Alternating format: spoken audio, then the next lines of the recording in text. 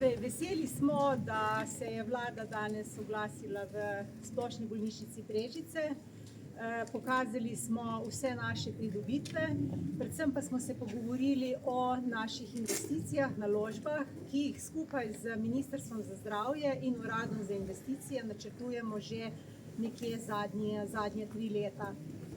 Vesela sem, da je danes investicija izgradnje objekta F uvrščena v načrt razvojnih programov države, kar pomeni, da po našem terminskem planu nadaljujemo z izvedbo javnega naročila za izbor izvajalca gradbeno-obrtniških del v mesecu aprilu in, če bo vse po sreči, podpisom pogodbe z izbranim izvajalcem nekje v mesecu juniju. Ogledali smo si tudi naložbo države v pridobitev dragih medicinskih naprav. V objektu sta že nameščena tako nov CT aparat, kakor tudi nova naprava za magnetno resonanco. Predaja namenu je predvidena v roku 14 dni, se pravi v začetku meseca marca.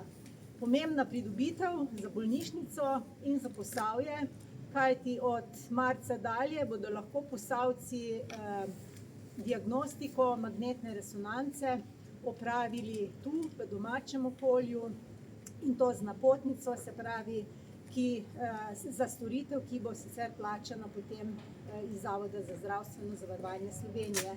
Skupna vrednost naložb države je 20 milijonov evrov.